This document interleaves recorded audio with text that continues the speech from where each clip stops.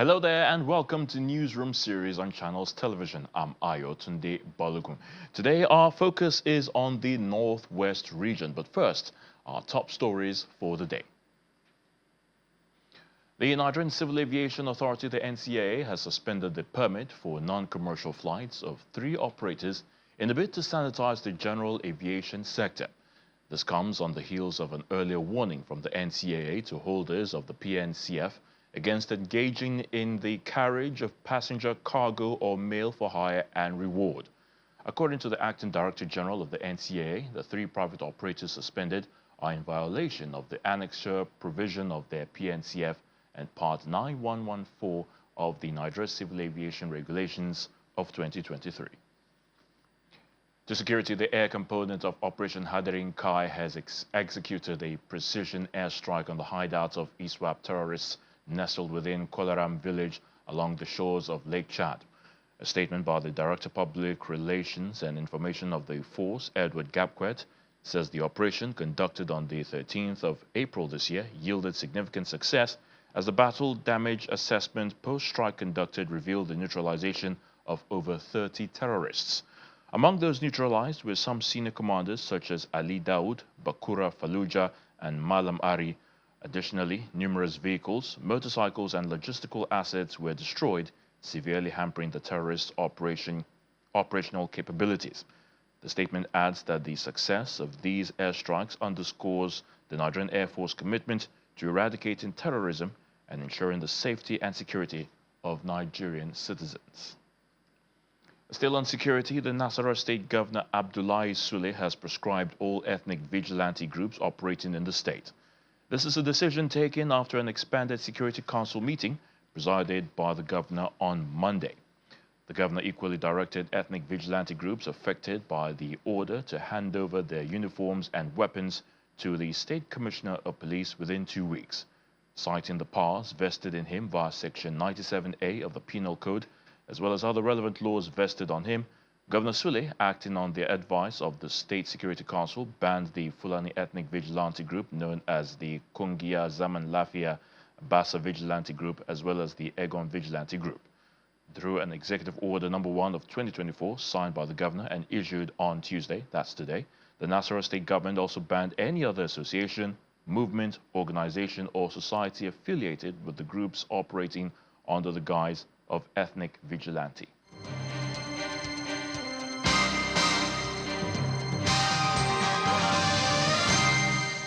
So we start off from Zamfara State, where gunmen suspected to be bandits have killed Alhaji Musa Ile, the secretary of the People's Democratic Party in Safe local government area. Alhaji Ile was killed in front of his house in Safe town when the assailants invaded his residence around 8 p.m. on Monday. A resident of the area, Abubakar Safe, told Channels Television that the gunmen entered the area, called Alhaji Ile to come out to check something at the back of his house. According to him, the late Alhaji Ile came outside not knowing they were bandits armed with weapons, and they eventually shot him dead. Police authorities and the leadership of the People's Democratic Party in the state are yet to comment on the incident. Governor Diko Rada of Katsina State has launched 10 armored personnel carrier vehicles meant to support the ongoing joint operation across the 8 frontline local government areas of the state. The governor, while performing the ceremony at the banquet hall of the Katsina Government House, pledged to continue supporting the conventional security agencies in the state. He explained that lots have been achieved since the beginning of the joint operation between the police, the army, and the Community Watch Corps in the last 7 months. I have walked the talk by providing all the necessary equipments needed to Katsina Community Watch as well as the joint operation led by the police. You know, this insecurity issue is an issue that we have inherited, and as an issue that has come and become a hot banner during our campaign activities. And we have promised the people of Katsina State of our willingness to provide all the necessary skills, tactics, and strategies to provide the necessary security in our place. And we thank God the Katsina Community Watch has been in operation for about 7 months now. And we were very thankful to Almighty Allah to the achievements so far recorded. We cannot claim a total elimination of banditry and criminality in my state, but we want to assure people that a lot has been achieved from the beginning of the operation, a joint operation between the Katsina Community Watch and the Nigerian police with the military. In fact, a lot of things have been achieved, but we are still having challenges in some of these frontline local governments. Bandits have been going to villages, killing people unnecessarily, killing them and running away, and then burning some of their properties. These are things that we are now confronted with, and these are things that the state government is doing everything possible to stop. The Commissioner for Internal Security and Home Affairs, Dr. Nasiru Muazu, described the exercise as very significant, even as security remains the priority of the current state administration. All the frontline local governments are going back home to fight these miscreants to the last point. Now, the significance of this exercise is, first of all, the commitment of government has been well unfolded. And secondly, it shows clearly that government is ready to protect the lives and properties of the people. And more importantly, government is working in synergy with the security agencies to bring normalcy to the state. As you know that we have inherited a very serious security challenges by the time this government took over. But alhamdulillah, we have dialed this to the barest minimum, and we are going to push so that we will have a very free of crime society, so that people can pursue their livelihoods without any interference from the criminal miscreants. At least 10 suspects have been arrested by the Katsina State Task Force Committee on Food Security and Promotion for allegedly selling fuel to insurgents in the forest. In a statewide inspection conducted across various fuel stations in the state capital, the chairman of the task force, Honorable Jabiru Sauri, noted that 3 petrol stations have so far been sealed following an in-depth investigation, and culprits will be punished accordingly. He restated government's determination to eradicate insurgents and their collaborators in the state. Most of the filling stations visited were selling the product from 715 naira, 730 naira and 733 naira per litre, which is above the official approved pump price.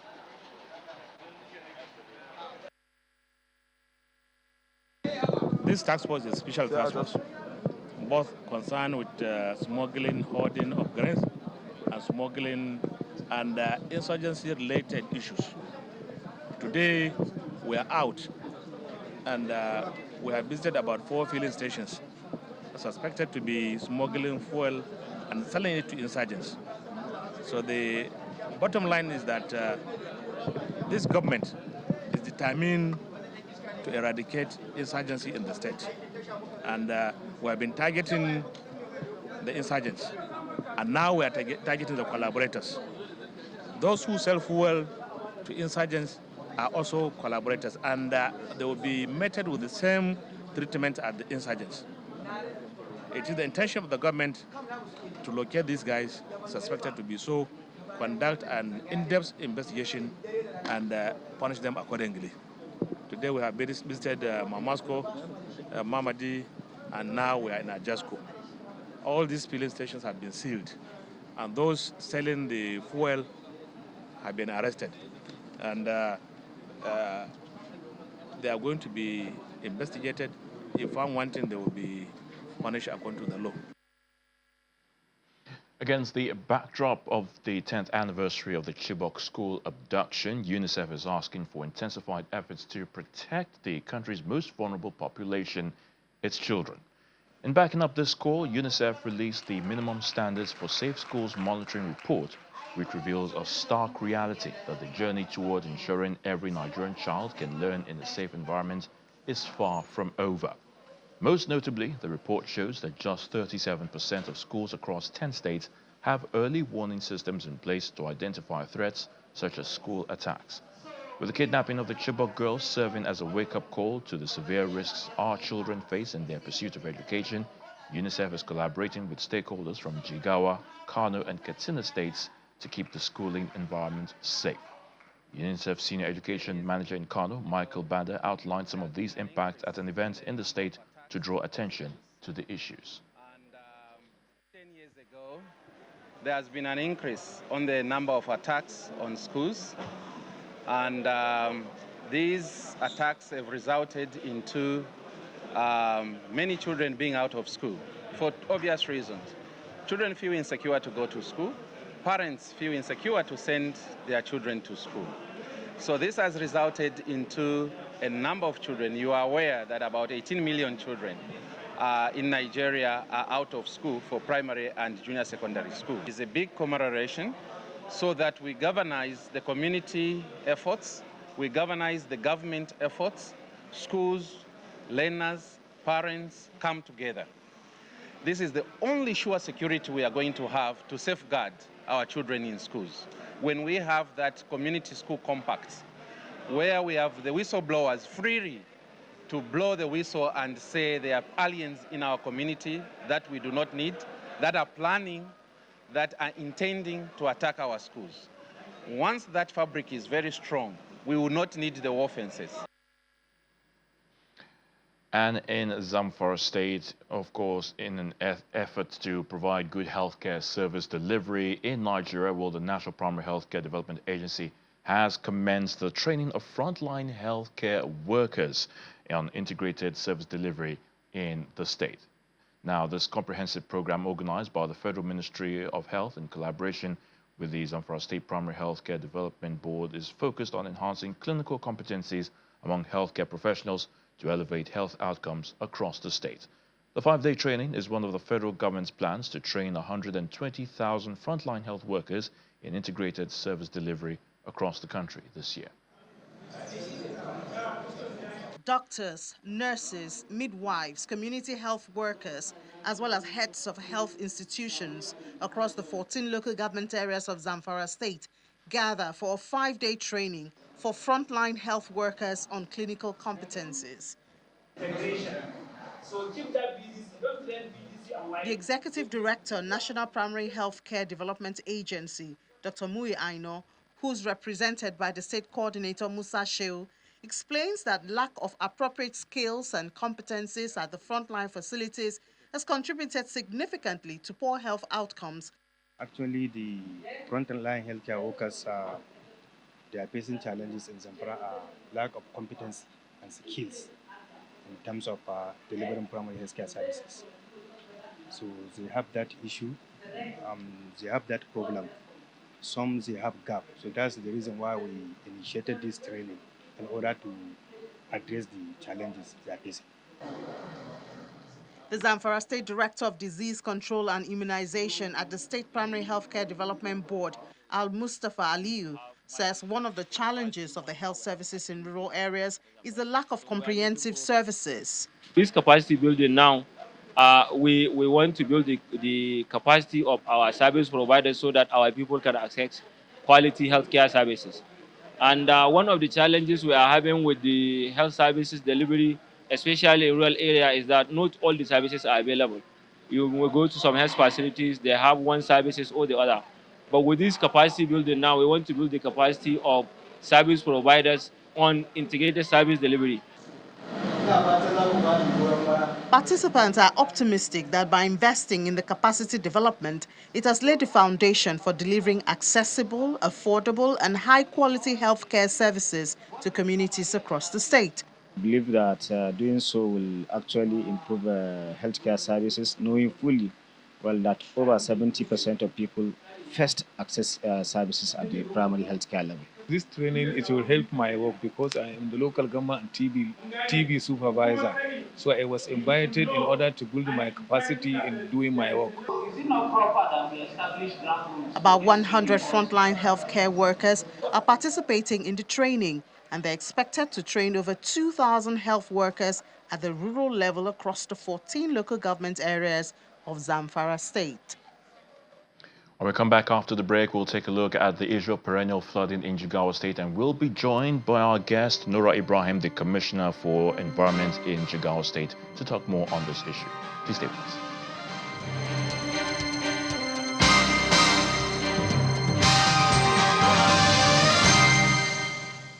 Welcome back. To the environment now, and farmers in Jigawa State have been lamenting the perennial floods that cause destruction in their farmlands during the rainy seasons. Well, it appears the government has finally heard their complaints and is starting early preparations to mitigate the situation. Our correspondent Sadiq Ilyasu reports. Jigawa State in the northwest Nigeria battles with perennial flooding every rainy season. These heavy rains cause the overflow of rivers, resulting in significant damage of the farmland, a constant concern for farmers. Our main problem is that during rainy season, rivers overflow and wash away our farmlands. This is crippling our agricultural activities. The situation we are in here in the district of the Ringi local government is persistent flooding, nearly every year disturbing us. We did our best to plant our crops, maintain our farmlands, but in the end, before the harvesting, this rain flooding, when it comes, it goes away with all the crops that we produce here. Equally concerned about the loss of lives and property is the state government, which is collaborating with the World Bank Assisted Agro-Climate Resilience and Semi-Arid Landscape Project, a crucial to prevent a recurrence. We hired consultants to look at the terrain from the entry point of the D to the exit point up to Wachakal to ensure that we come up with something tenable and tangible that he can face the World Bank and say, please, these are my needs. Because this will address my people's needs. You had the CDA. He said most of the produce are lost to flood, close to 70%. They can only get 30%. So you can imagine if you are going to lift this burden of flooding up on them. So you can imagine how wealthy these people are going to be.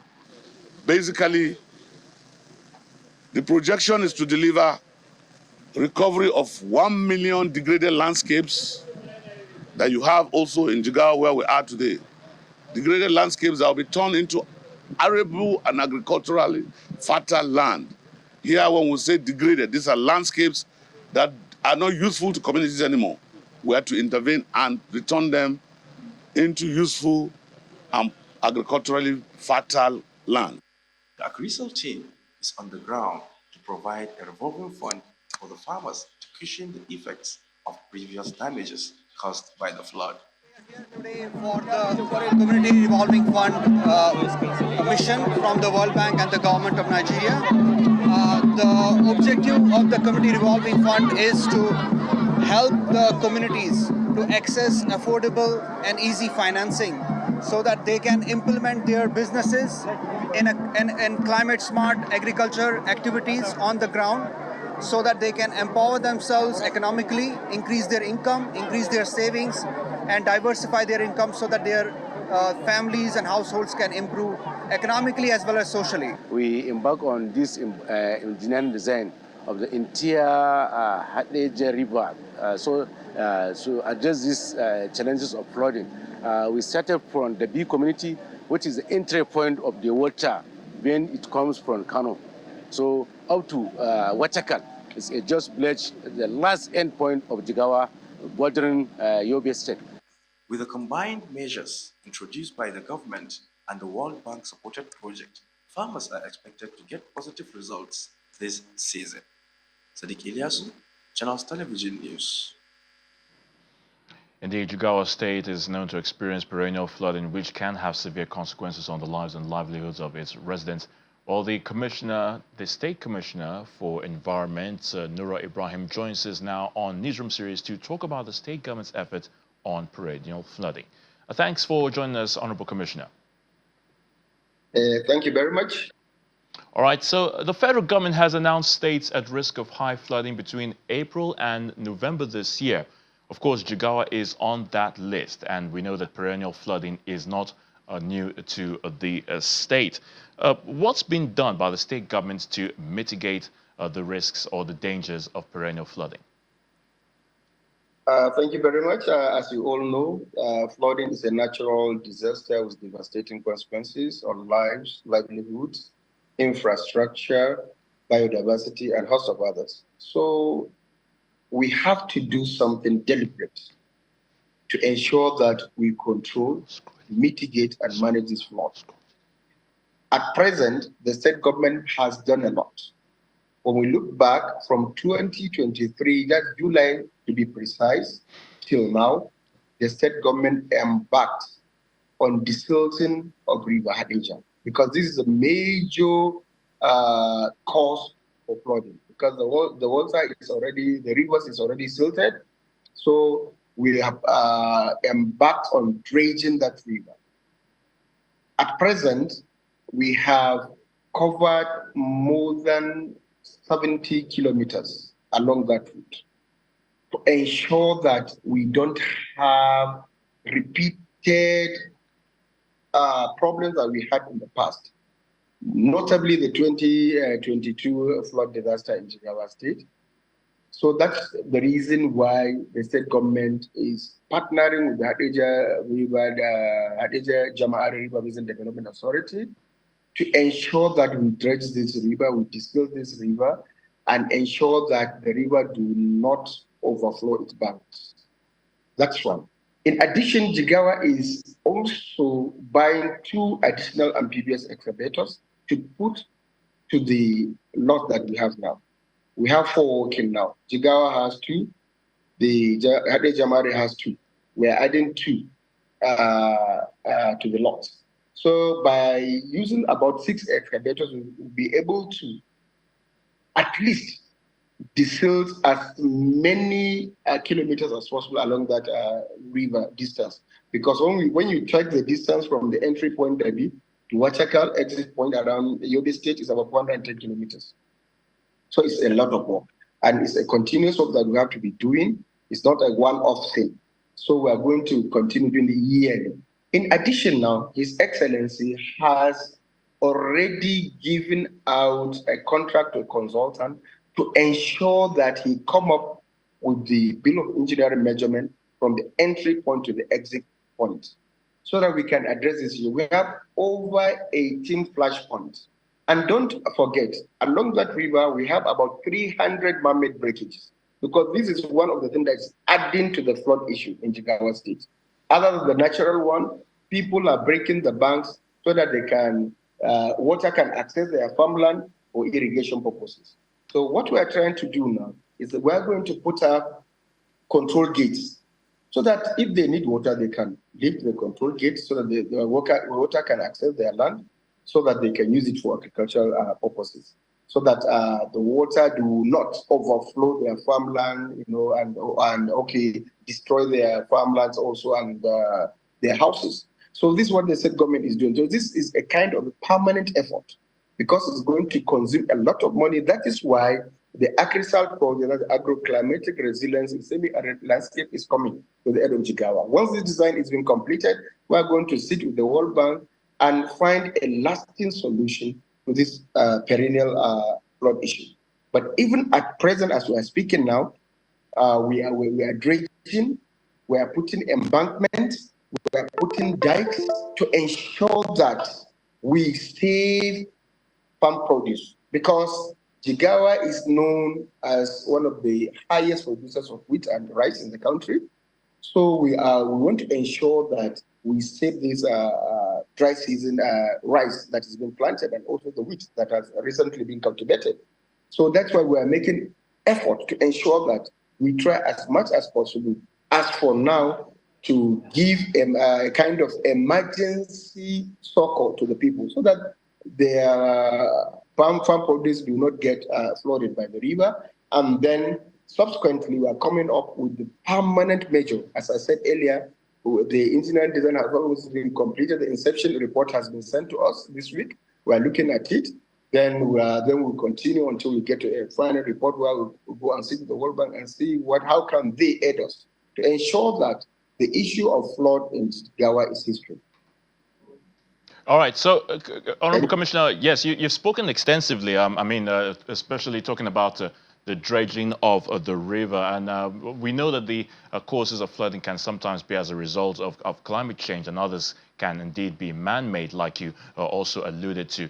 What can you say is the challenge of the state government in addressing flooding, particularly early warning signs, for residents to take note whenever flooding arises?